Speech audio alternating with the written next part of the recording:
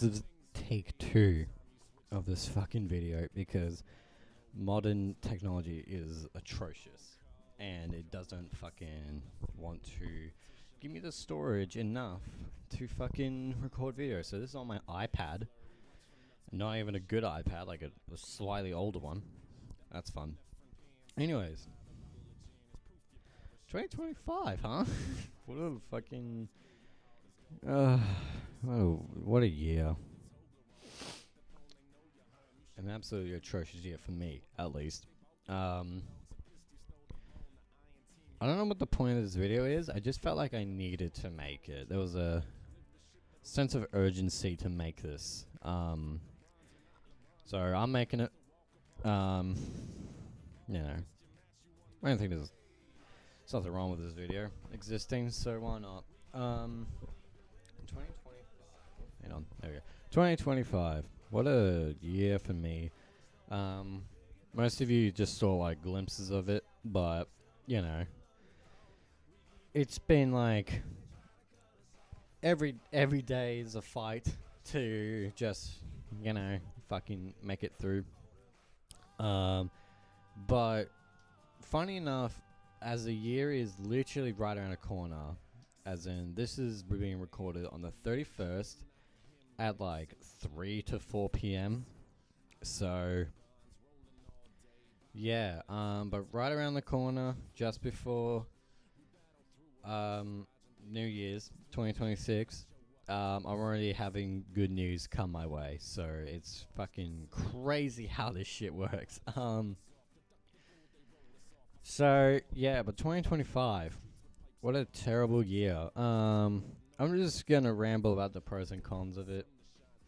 At least that's what my brain's telling me to do. I'm just gonna talk about it. Start the year off January. Get out of the relationship, being lulled into a sense of this is a break, which at the time even I knew that no one goes on breaks, but you know, in my infinite sense of wisdom that I don't have, I was like, yeah, fuck it, we're balling, let's go. So I do it, and then from a good friend of mine that you know, I have a better sense of trust in him than my my relationship. I was like, he told me, by the way, you got cheated on. I was like, what? What do you mean? And he was like, he gave it a very brief and very like direct breakdown. I was like, is this exactly what happened? Is that and this? And I was like, oh, damn, I got cheated on. And then, you know, it all made sense, like the days prior, and then yeah, so that happened, and that permanently altered my brain chemistry, which is fun. Sent me into like fucking turbo depression, which is not a real phrase, but you know, you get what I mean. And moved back to my parents, which, you know, they live in a suburb where they don't see any minorities for months at a time. So they're not very progressive.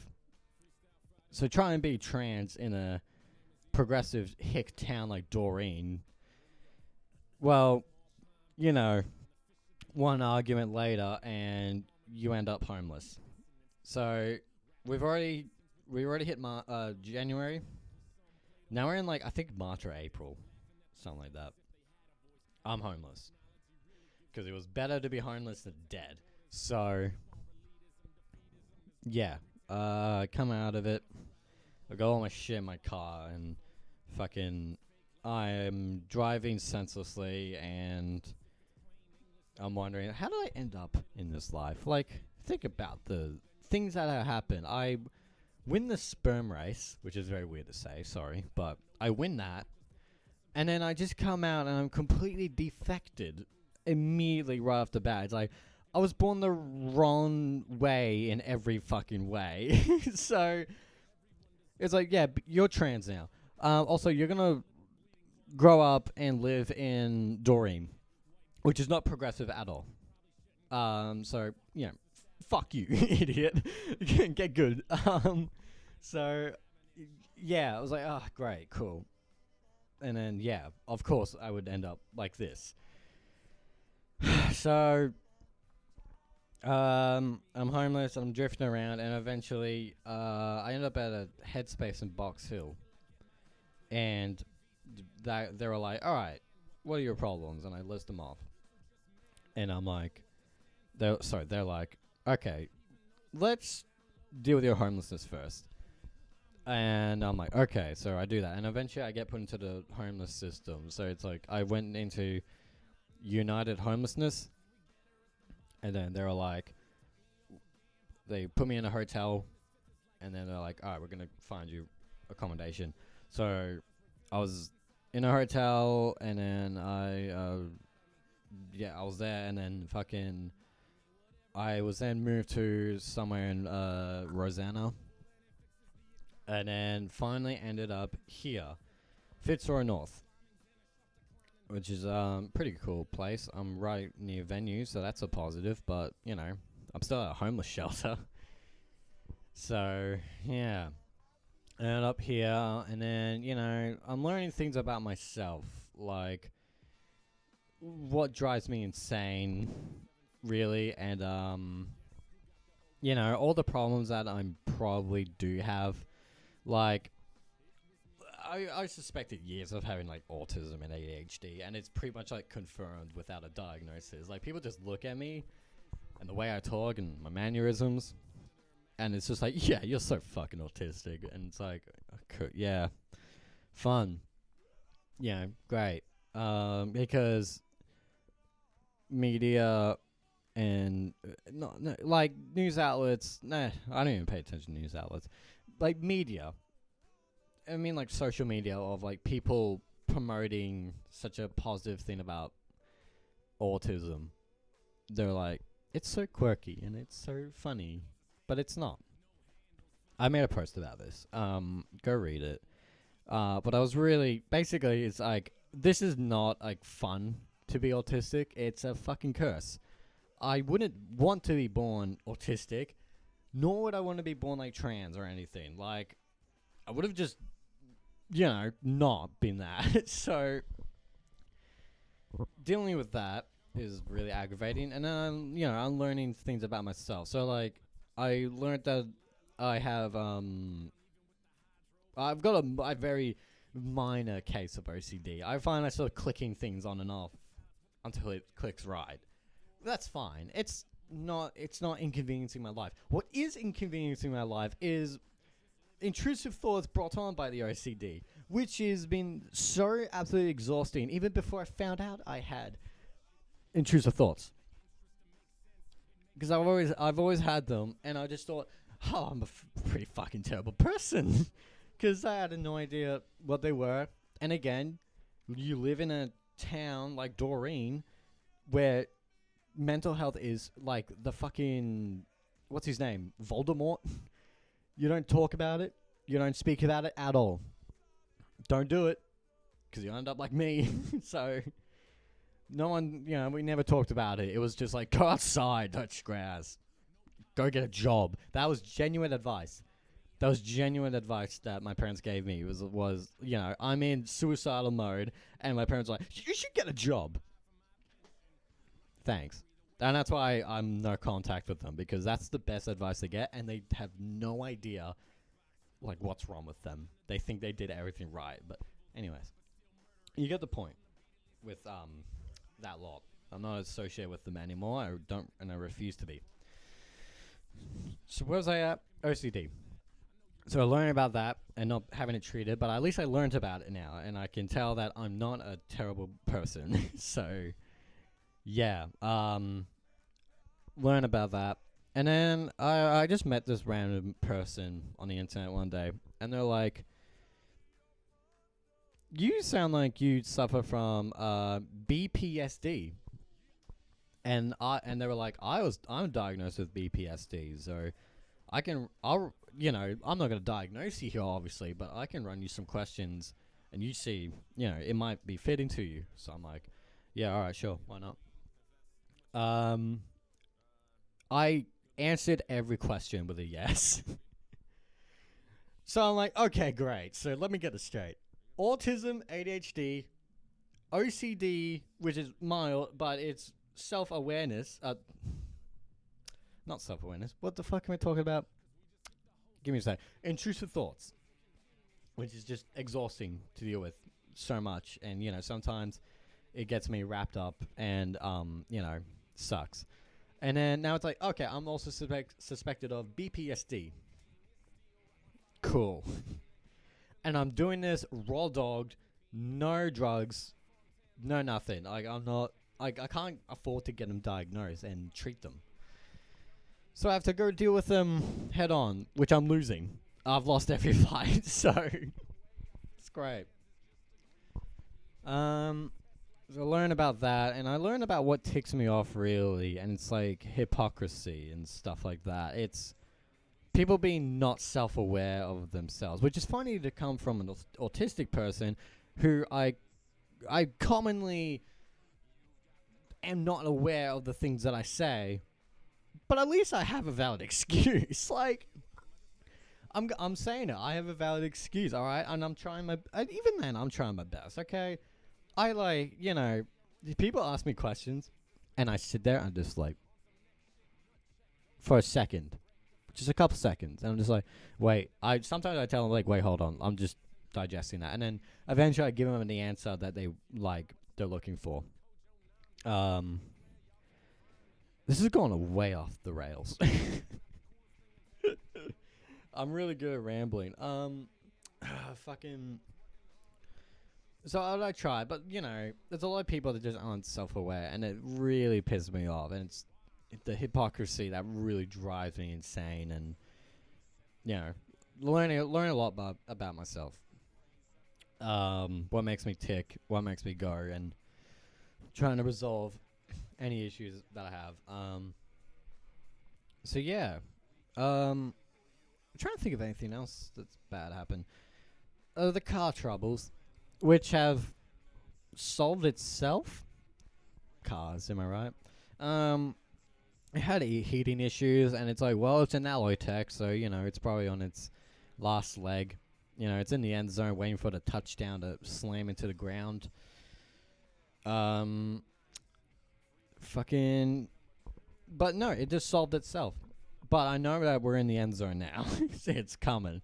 So I'm excited to lose that precious car that has all my memories in it, because it was a hand-me-down. It's from my family, so it's weird. I've progressed from being in the back seats to being passenger sometimes, and now I'm driving the car, and I'm very sentimental. That's another thing I learned about myself. I'm extremely sentimental about really frivolous, stupid things. I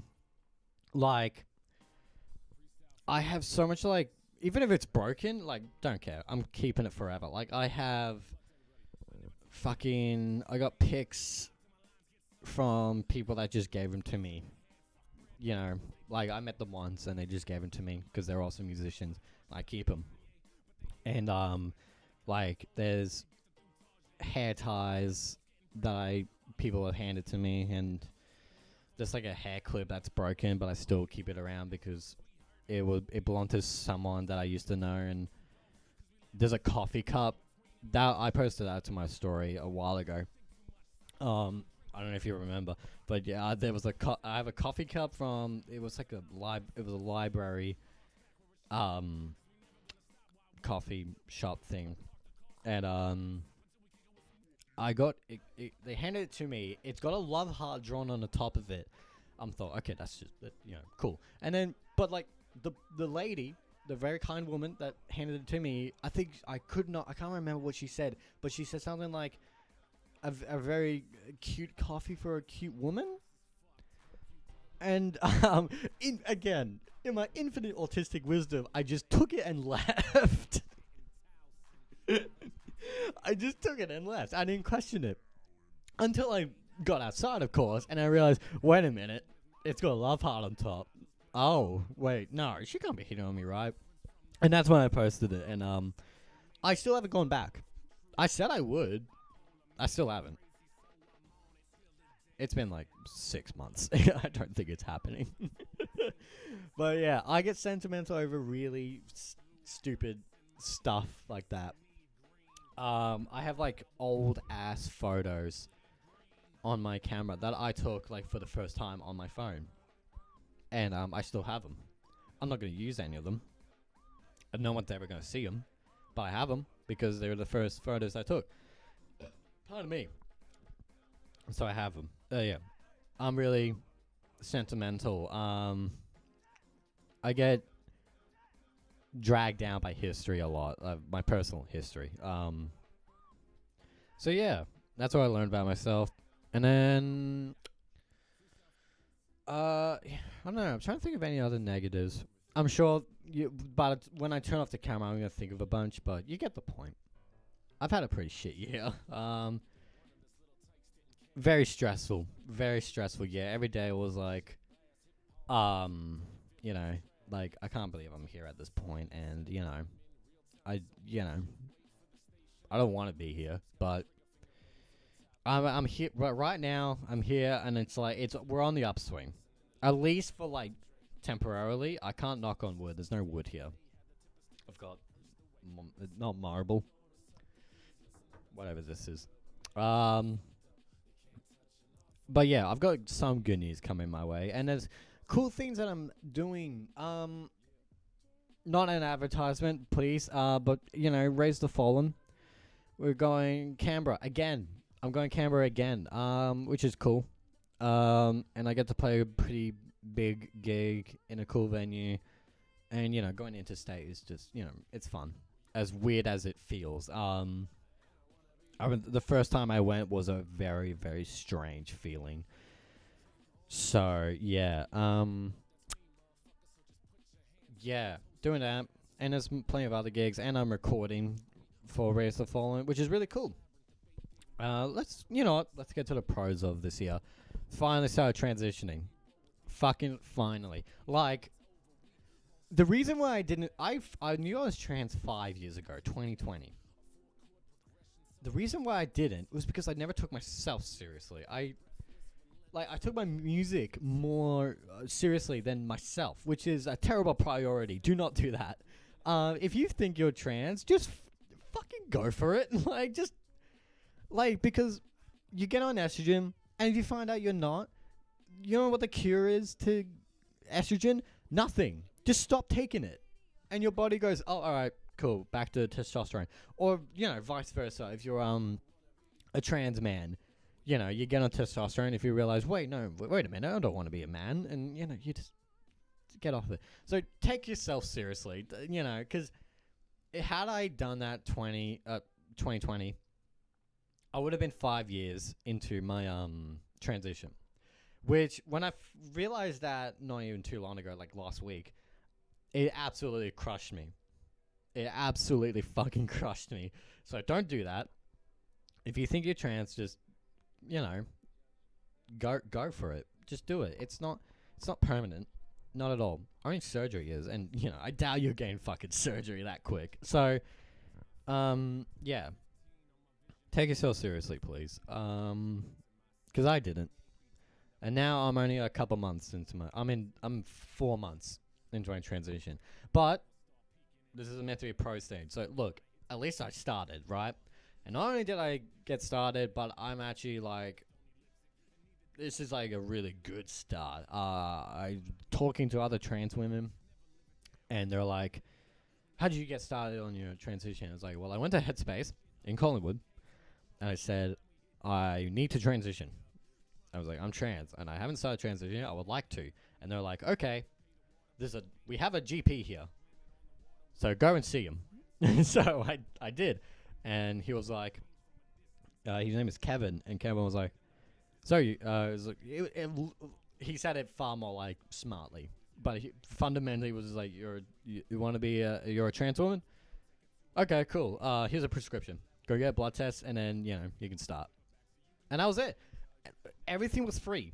That's the crazy thing. I know so many other trans women that are paying like a lot for like private GPs, but all I did was just go to the Headspace in Collingwood, and The only thing I paid for was the estrogen, and it's like $25. And you know, and other people, other trans women were finding it out, and they're like, "What? You getting free GP?" I'm like, "Yeah, look, and then that's when I realized, like, it's not very well known. So, I mean, you know, here you go. Go to your Headspace. And specifically the Collingwood. Not every Headspace has a GP. That's the bad part. Like, Box Hill doesn't. So if you can at least get to the Collingwood one, or just find out the one near you, does it have a GP? If not, go to the next one. But yeah, so I started transitioning, and it was very easy. Yeah, so I did that. That's cool. I'm glad I did. And then, you know, going deep into it. So, like, I used to have a beard. You probably it's on my account still, like pictures of me with a beard, and it's grotesque and ugly because it's like mutton chops, but then like some bits aren't like grown fully, and it's gross. It's very weird to look at those pictures of myself, because it's just not me. Like, and like I took those pictures this year, and I look at them, it's like it's unrecognizable. I don't recognize that. That's not me. I don't believe that's me. But yeah, taking the full deep plunge into shaving everything off and going for it, you know, very weird, very, very, very strange, because I had that beard for like years, over 5 years, I think. So yeah, very strange. My first piercing, I forgot what the piercing's called. You probably can't even see on the camera, but you know, the nose one, the common one. Other than ear piercings, of course. But I got that. Hurt like a motherfucker. Jesus Christ! Like, the problem is, I like piercings. I like them so much. They hurt too much. Okay, I'm very sensitive to pain, and I would love to have more piercings, but fucking Jesus, they hurt. And the problem is, I want more face piercings, which is, it hurts. Still haven't got a tattoo yet. You know, I'll get on that when I got the money, but considering I'll be, you know, I'll be, I can't ruin it. That's a surprise. You know, I'll be spending a lot of money. So, on important things. I won't be able to get tattoos soon, but, you know, hopefully I do. I'll get a tattoo soon. But, yeah, I like piercings, but fuck, Jesus Christ, they hurt. And I got this one for free. And it was done, like, professionally as well. So, you know, thank God. Yeah, got that piercing this year. What else have I done? I'm happy with all the art pieces that I made. I say, like, art pieces, like, you know, I imagine myself as with a canvas and paintbrushes. But no, it's just me sitting, like, goblin style at the computer and just, like, with a fucking, you know, pounding headache and trying to be like, what the fuck do I do? Because I want to make an art piece, but I can't. But I'm happy with, like, really, with all of them. The swan one was, like, excellent. Excellent. It was, like, that is, you know, that was, like, flow state shit. And, the Angels one, that's a really good one. That's when I found the band Crowbar. And I found that song, what's it called? Cemetery Angels. Fantastic song. Vicious breakdown. Really, like, the dumbest, ignorant breakdown. It's so funny. But the song is just great. Like, the lyrics are great. And I had to make a song about it. Happy with all the art pieces I made. Then there's just some shows they did. So, you know, very temporarily, very quickly, this band existed and then disappeared. Dog Riot. Yeah, that band exists. I'm reminded of it every day because it keeps getting fucking notifications, and it's really annoying because I signed out of it to avoid the notifications, but it's still there. Anyways, yeah, Dog Riot happened. I was really happy with all the songs, and I actually go back and listen to the YouTube, like, video of Leave Me. If you don't know, me, Joey, and I forgot the drummer's name. I'm so sorry. this was in March. I forgot, but we all wrote a song and it was called "Leave Me," and it's a really soft song, and it's I listened back to it and it's like one of the best things I wrote with someone else. It's one of the best. I really like it. Honestly, I would fucking go and record it in the studio, but I don't have a studio, nor do I have the time to do that. But if I could encourage you to go do something, go and go and look at Dog Ride on YouTube. There's Leave Me, just like on its own, like YouTube from the live set that we did in Mama Chen's for a charity, which I forget the name of, but it's for like women's shelters. But yeah, did that. And then I was in another band that I almost don't want to say the name of, but fuck it, I will anyways. I don't give a shit. So it was Psycho-Cybin, and then it was Cerebro. Like the band name changed to that, and then that was some of the best music I ever wrote with someone else as well. What a shame that it had to come to an end like that. I probably won't get into too much of it, but I had to leave for very valid reasons. I had to leave. Thank Elijah, the singer of Raise the Fallen, if you don't know, for getting me out of that band, because I had to, because that would have been pretty shit fucking. It would have been bad, to say the least. So glad I got out of that.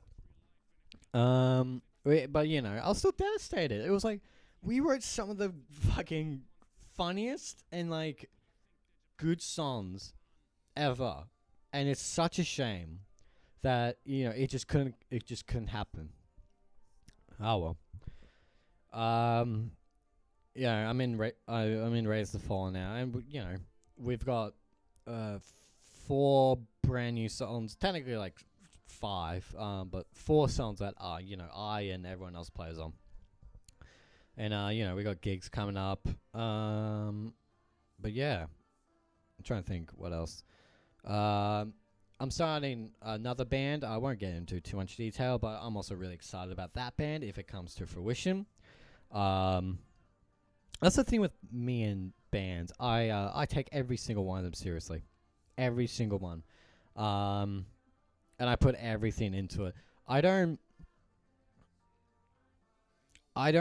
like leave any stone unturned. I want to make the best version of the song possible. I want to make the best songs possible for every song. I take the bands very seriously, and I don't know if it ever like ticks anyone off. Like I've been in and out of bands a lot for so many reasons. But yeah, I take my bands very seriously. And I take the art very seriously of it. That's half of your band is like the visuals. Sorry, but take your visuals seriously. Like, I don't mean like dress up like My Chemical Romance and have uniforms, but like do something about the visuals. Like there's only so much you can do with all of you standing there, And I mean visuals. I don't mean like put up fucking art paintings or stuff like that. Like move around on stage. That's like that's the number one thing you do is get moving, because if you're moving, the crowd gets moving. And and then from then, like, that's when you start considering like cool lighting you can do. Like the Scrams bands that are around here that I've seen a little bit of have the coolest visuals ever, and all they do is just cheeky little lighting. That's it. It's like minimal lighting. There's like spotlighting, and they do all that, and they hand up their like band banner, and it just looks sick. So yeah, take care of your visuals as well. It's half the fucking I can hear you, but I'm looking at you, and it's boring as fuck. So if there's any, for some reason, if there's any new bands looking at me for advice for whatever fucking reason, despite me not having really that much success, you know, do that. Take care of your visuals. Take care of your art. Make it, consistent art, and and make it unique. That's another thing. For both your visuals and your music, make it original. I don't care how bad it is. Make it original. Make it entertaining. Make it, do something funny. Do something. When I say do something funny, don't do skits. Like, you're not a comedy sketch group. You're a band. What I mean, like, doing something funny is, like, the songs I wrote with Razor Fallen there's a breakdown that we all collectively laughed at because it was so stupid, but it was so great. And when you do something that silly, you have something good. And just do something entertaining. Do something unique. I don't care how bad it is. Just don't be boring. Boring is like the worst fucking thing you can ever do. At least when you're unique, you can still stand out even if you suck. Sleep Token. I don't care what your thoughts are about Sleep Token. I don't give a shit. I don't care if you think they're metal or not. It doesn't matter if they're metal. It matters if they're good and they're unique. Actually, forget about the good part. It matters if they're unique. And hell yes, they are unique. They are different. They are not, they're not not your regular fucking polished metal band. They are so different. And it's cool. You have to respect that they are a very cool, unique band that are doing something differently, and they're reaping the rewards of being unique and different. I don't care. Again, it doesn't matter if they're metal or not. Ghost. Ghost. I really like Ghost. I really, really love Ghost, and I've always been like, I would love to write Ghost-like songs, but people always get into debates. Is it metal? It doesn't fucking matter if it's metal. It doesn't matter. They're just so cool. They got the visuals down. And they've got all the unique and cool songs. It doesn't matter if they're metal or not. It matters if they're really cool. That's all that matters. So, that's all. Just try and be unique. Try and be different. Don't stop being so fucking polished and so, easygoing. Just don't. Please don't. It's the music industry is already pretty fucked. It's like, we're on our last leg here, really. Everyone's has to fucking accommodate to the algorithm. I'm telling you, just don't. Please don't. I know it sucks. You might not be getting as many followers, but you're not here for the followers. You shouldn't be here for the followers. If you're here for the followers, at least be here for the followers for making unique music. Make good music. Make interesting music. Say something. That's another thing that really pisses me off. I'm rambling a lot. I can see the timer. It says 34 minutes right now. We're 34 minutes in. And depending on if I cut this up or not. But anyways, I'm going to keep rambling. I don't give a fuck. That's another thing that pisses me off. Fence sitters. Don't make a fucking choice, buddy. I've cut friends off. I knew this one guy since primary school. Way before I even thought I was a woman. No, all of that. Way before. I was I was fucking 12 years old probably. In primary school. I don't know what year. I don't know how old I was. But the point is, I knew this guy for so long. But one of the things that really pissed me off about him was him being a fucking fence sitter and trying to be neutral and trying to be, let's all mediate. It's no. You can't mediate everything. At some point, you're just going to give the win to the bad people, okay? Don't be a fucking fence sitter. Make a choice And especially when you make a choice, you better fucking stick with it. Because that's another thing that pisses me off, is people who flip-flop on each side just to try and, appeal to everyone. To appear like they're better. No. No. Don't do that. If you have an opinion and, you haven't heard like a decent argument to the other side, just fucking stick with it. Always have an open mind. Obviously. Have an open mind, but don't flip-flop. Don't. Because you're not going to win, and you're just going to get into this crisis of who the fuck am I? I don't actually have a valid opinion on anything. I don't have a set opinion on anything. I'm getting ahead of myself. I need to breathe. Don't flip-flop. If you have an opinion on something, just stick with it, but also listen. And if they have a valid argument, then of course, change your mind on that. But there's that, and then fence sitting. Don't. You have to pick. This isn't fucking. I'm getting so lost in this ramble. I'm 36 minutes in. I think I'm getting fucking lightheaded from talking so much. But yeah, don't do that, because it doesn't lead anywhere good. I was originally talking about my fucking year, and I somehow ended up here. I have a knack for doing that. God, where do I go from here? Happy New Year's. This video will probably come out, 1st of Jan 2026, but, yeah. Be true to yourself. I don't know. I feel like I have more to say, but I can't think of anything. It happens a lot. It'll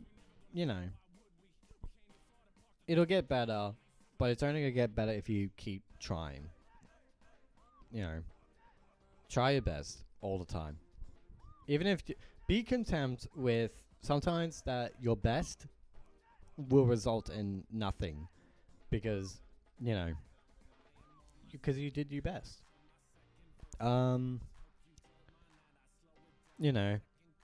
If you're the type of person that thinks if you're the type of person that catches yourself saying your best isn't good enough, you need to be locked up. Lock yourself up, because it goes in on itself. It implodes. It's what do you mean? I can't. If I'm doing my best, I can't get any better right there. I can't do any better if that's my best. It doesn't make sense. So if you ever think that my best isn't good enough, stop. The fact that you do your best is a lot more than what people are willing to give. The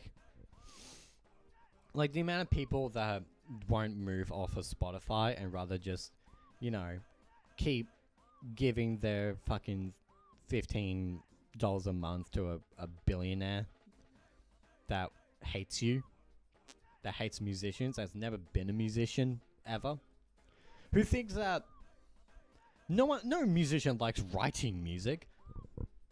Says who? I like writing music. I like the process of writing music. If you want to keep giving them fucking money, sure, but I'll remember. And I hope that everyone else doesn't forget. I hope everyone else remembers that you're the person that couldn't be fucking bothered to at least take the first step and move off of Spotify and at least go to Apple Music. It's a start. Apple Music pays the artist more. And you're not giving money to Spotify. It's at least a start. And then you can keep going afterwards. And eventually, you can rely on physical media, or you can fucking, just pirate everything. Who gives a fuck anymore? But yeah, you do your best, And if you always do your best, you know, sometimes you just be happy. Don't be happy. Be, what's the word? What's the phrase I'm looking for? It's like, don't get caught up in the idea of thinking like, if I don't make any progress, if I don't make any obvious progress, I failed. It's fine to not make any progress. Half of like, speaking specific about music writing, sometimes in the process of making music and any art, sometimes you just don't make art. Sometimes you just have to go on break, like go sleep on it, and then come back, and then you might think of something brilliant. So, and you can apply that to, you know, life problems. Like, you know, don't think that, you know, you need, like, all you did was nothing all day. Like you were rotting in bed. It's fine. If that's the best you can do it. And sometimes you need to rest. You have to rest. Eventually you have to rest, and eventually, you know, you got to pull back, and that's fine. Don't get caught up with like being fucking, you know, productive every single day, and especially when you have things going against you. Like, personally for me, I didn't realize this. Being homeless is traumatizing, genuinely traumatizing. It makes a lot of sense, because take it back to the fucking dawn of men, where we were residing in caves, but we had each other. And that's the two things, right? You had family, or you just had people, reliable, you know, that people that literally watch your backs for like animals to try and kill you. And you had a cave, which is your home. You had a home and you had people. And that's been the same exact trend for thousands and thousands of years. As humans that evolved, we still kept it the same way. You had a hut, and you had people to be with, and it evolved, and eventually you had a house. Yeah, like, you know, you had a well-built house, like sort of like this one, and the one that you're living in right now. So you had that for thousands of years, and it's been ingrained in your head that, you know, that's, you know, you should have that. Take that all away. What happens? Oh, everything fucking collapses, obviously. And it's very traumatizing. And one of the people here told me that. They said, you're traumatized. Your brain, for this entire year, has been in fight or flight mode. It's been trying to survive. You can't be creative if everything in your brain, if all your energy is going into survival mode. And I was like, oh, that makes a lot of sense. Yeah. That makes a lot of sense. So, yeah. Where was I going with this? Where was I going with this? Relax. Like, most of you are in your 20s and you're scared of 30s. Trust me. 30s is not bad. You're not even considered, like, realistically, you're not even considered old, probably until you're 70. Because even at 50, you're just middle-aged. And I've seen some fantastic people performing fantastic. I've seen people in that age bracket, and they still perform amazingly. Example, Brian Chippendale and Brian Gibson of Lightning Bolt. I need to burp again. No. Oh, there it is. Brian Chippendale and Brian Gibson, they're both in like their 50s, I think, from last time I looked, for whatever reason. They're literally my favorite band of all time, Lightning Bolt. They're in their 50s, they still play like they're in their 20s. So long as you just take care of yourself, you don't have to worry about fucking hitting 50, let alone 30. 30 is like not that much different from 20. I'm saying it's like I'm 23 right now, but I can tell that it's not going to be much different from me when I was 20 to when I was 30. And it's probably going to be the same from 30 to 40. It's going to, 30 is not old, especially not 20. Like, fuck off, please. But yeah, don't be worried about I have to do everything in my 20s. No, you don't. No, you don't. Have have fun in your 20s. If you want to be productive, be productive. But don't pigeonhole yourself. Don't work yourself to the bone in your 20s, because then you're not gonna have anything for your 30s, and that's probably why a lot of people maybe in their 30s now feel like they're old and decrepit and broken down, is because they gave everything in their 20s. Please don't. You're gonna be fine. Like, don't get caught up with the whole age thing, okay? You will age, you will die. Just have fun while doing it and take care of yourself so that you can keep going while in your late ages. You're like, yeah, again, like your middle age is 50 and you can still like play just as well as you were in your 20s, like Lightning Bolt do. And I'm sure plenty of other bands are like that. As much as like Metallica has really slowed down in a way that's like they don't play down picking everything still, and like there's lots of breaks. They still play, except Lars. We don't talk about Lars, but everyone else in the band, they still play really well. They can still outplay me for sure. And I'm sure they'll outplay you. Even you. There it is. You are definitely a better guitarist than me. Metallica can still outplay you, and they're pushing like 60. So, again, take care of yourself, please. Take care of your mental health, especially.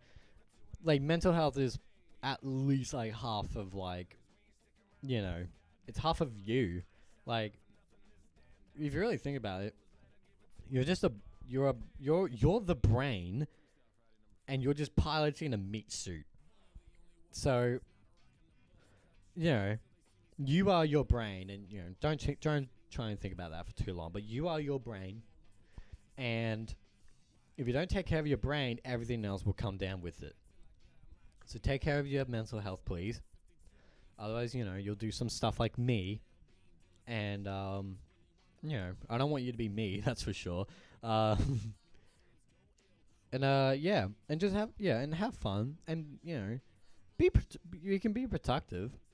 Just don't make it everything, and don't get caught up in it too much. Okay.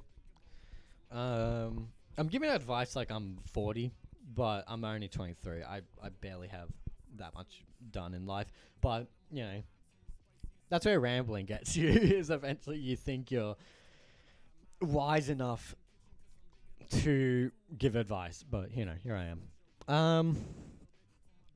Anyways, what did we start with? 2025. Yeah, what a crazy year for me. Pretty bad all around, but there were some positives. And hopefully 2026 is a lot better. Yeah. Hopefully 2026 is the year I release some Black Legion music again. It's very weird about how I even did it back then. And like, especially when like I'm such a perfectionist now, and it's weird to look back at what I released in 2020 and it was all done on an iPad. The iPad that I'm recording on right now. It's very strange. But yeah, hopefully once I get over the whole like perfection thing of being like, it's not heavy enough and blah blah blah, I can release some music finally. Only 6 years later, but there's bands with longer gaps. Look at Tool. And they still got like number one, didn't they? I remember they released Fear, just something. I forgot the name. I don't really listen to Tool that much, but they got number one and knocked off like Taylor Swift. That was pretty fucking sick. Do you remember that? That was cool. Yeah, rough year. Hopefully next year is better. I can only hope, because a lot of the stuff that happened was out of my control, and I just had to be content with it, unfortunately. But yeah, I think that's it. See you next year, or by the time I release this, it'll be next year. So I'll see you around. I'll see you around when I see you around. Um. Yeah, now I'm trying to wrap up the video, but now my brain's like going off. Like, wait, we forgot to talk about this. I mean, if I'm gonna edit this, I might as well keep talking.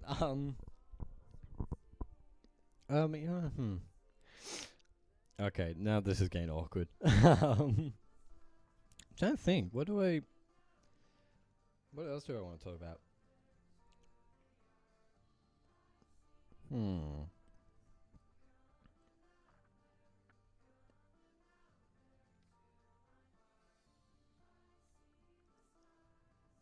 I can't think of anything else, actually. Never mind. I thought my brain was telling me to talk about something else. I think there's like one topic, but I don't know how to exactly say it.